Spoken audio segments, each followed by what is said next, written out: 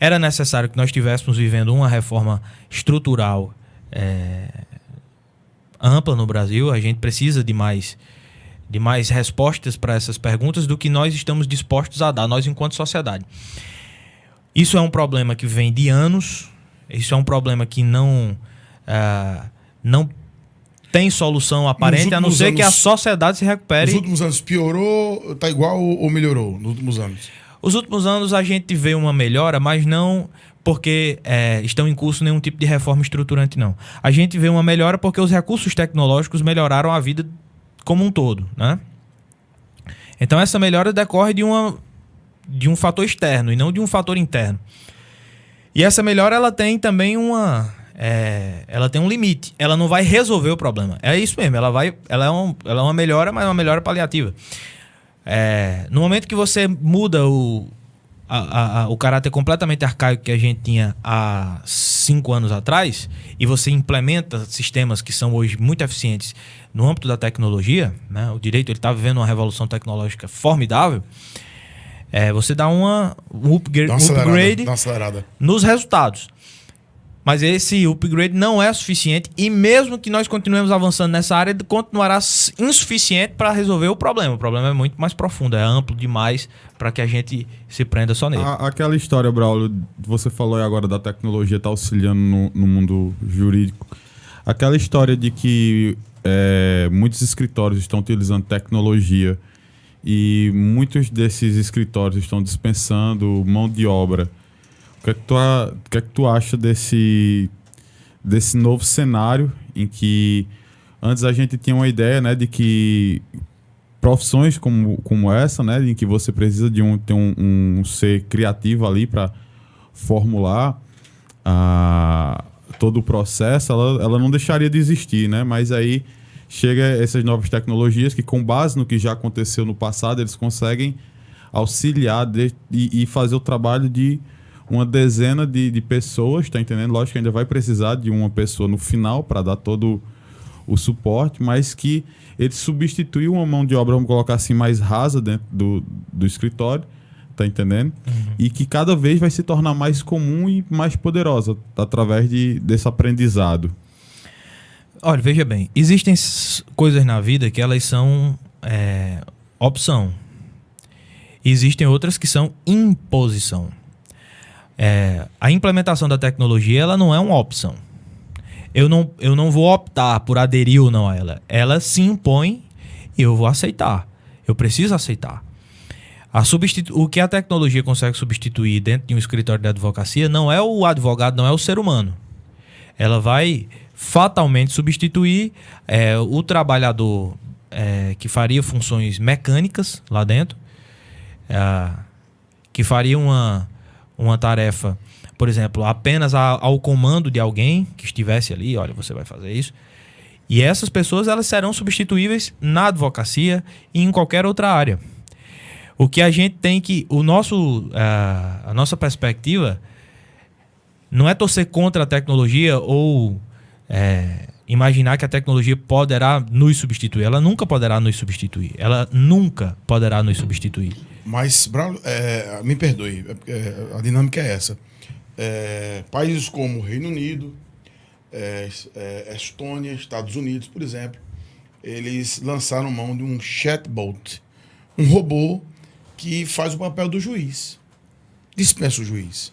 Sim. Ele analisa o fato, o caso, e já dá, na Polônia também, por exemplo, né, através de um sistema que eles chamam, né, ou dizem ser a base de inteligência artificial, e aí você já entra com os fatos, já entra com a situação e já... Mas aí tem uma parada muito importante que a gente até já conversou em outra entrevista, que é a ideia do código viciado, porque ele vai, por exemplo, no Brasil, em que você tem um perfil de quem é preso, né? A gente tem um estereótipo de que quem é preso no Brasil é alguém que é pobre, que é negro, né? Que está à margem da sociedade, vamos colocar assim.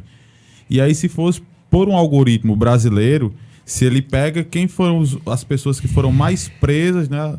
Que teve mais incidentes nos últimos 10 anos. Então, ele já iria criar um estereótipo de quem é o criminoso brasileiro. Então, até que ponto essa automatização é justa. Como a gente não Tá tem isso entendendo? definido, a gente tem um especialista aqui, ele pode até comentar, dizer que se isso, assim, no sentido de se isso seria legal, se isso não seria legal, não seria bom, porque rompe com o processo humano. Porque nós, por exemplo, lidamos com muita emoção. Uma decisão leva em si emoção. Né? A gente observa. Olha, vários veja bem, elementos. veja bem. Existem situações que realmente dispensam a figura de um intérprete, porque elas não comportam interpretação. Vamos lá. Você tem a imagem de um carro ultrapassando o farol vermelho. Esse carro ultrapassou o farol vermelho, foi fotografado e filmado ultrapassando o farol vermelho. Aí chegou uma multa, essa multa vai ser submetida a um órgão lá de aplicação da lei, ele vai aplicar a multa.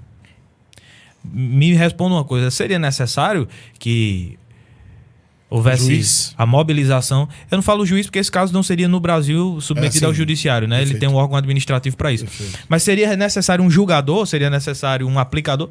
A meu ver, não. O sistema está perfeito. Entendeu aí? Existem fatos que não dependem da interpretação do ser humano.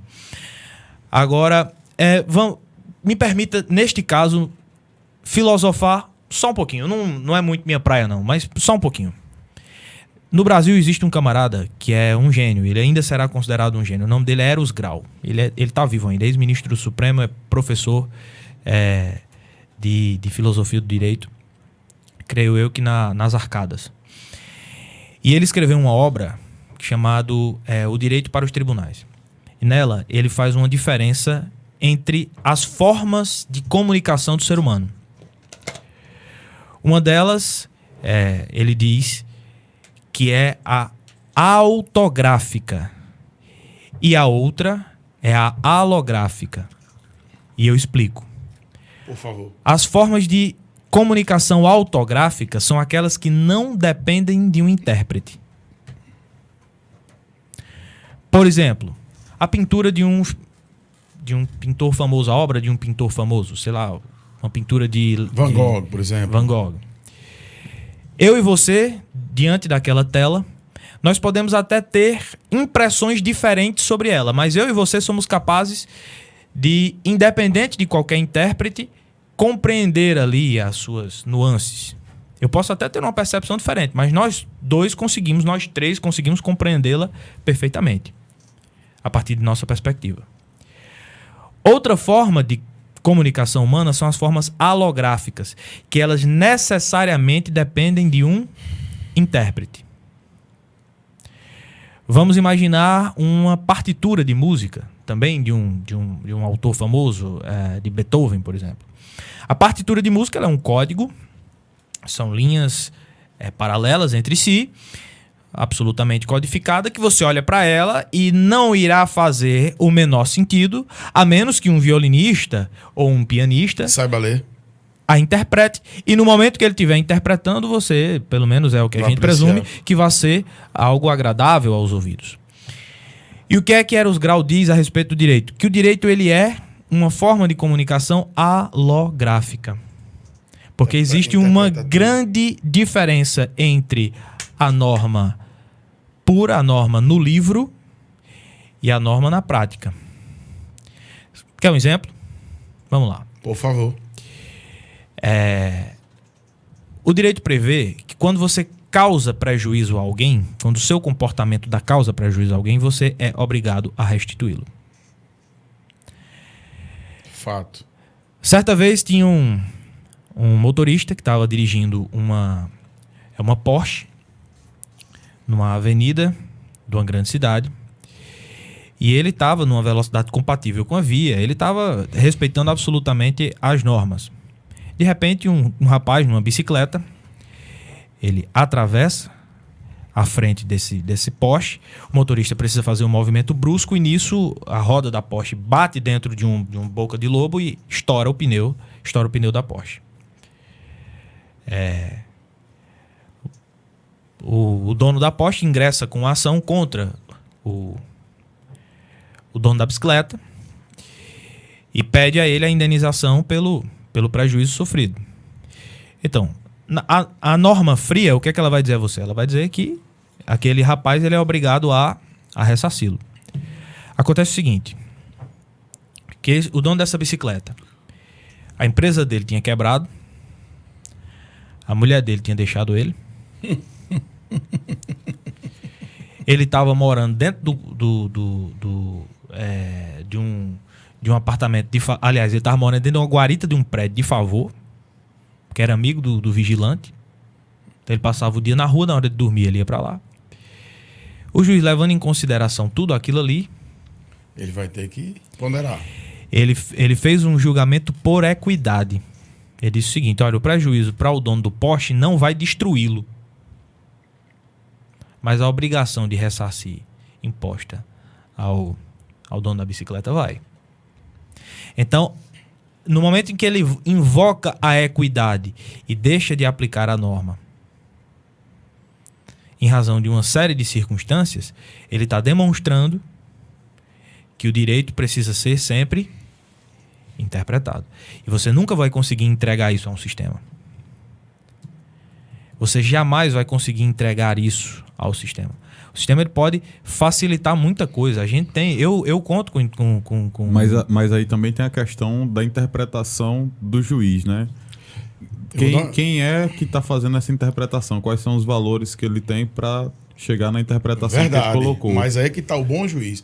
Essa semana o Braulio foi muito feliz na colocação dele. Essa semana o STJ concedeu habeas corpus para uma mulher que furtou, miojo, Coca-Cola, suco em pó no supermercado na cidade de São Paulo.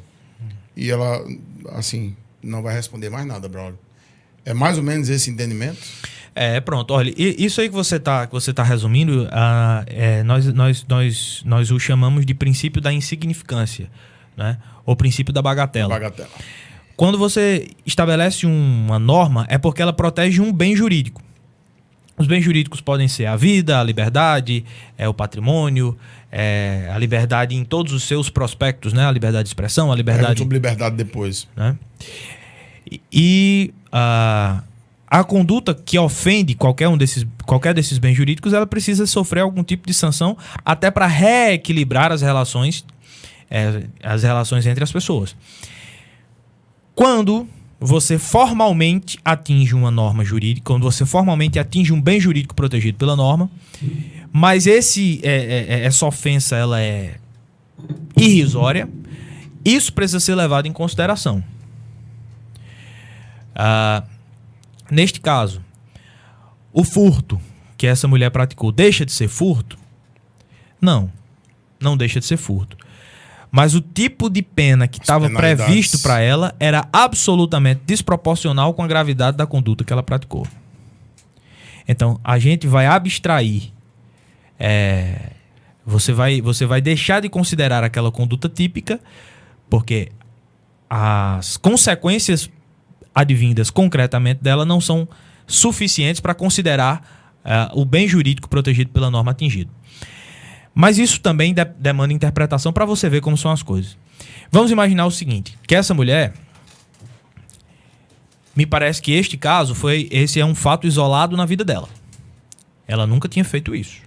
Não há registros que ela tivesse feito isso. Mas vamos imaginar que outra pessoa tem isso por um hábito.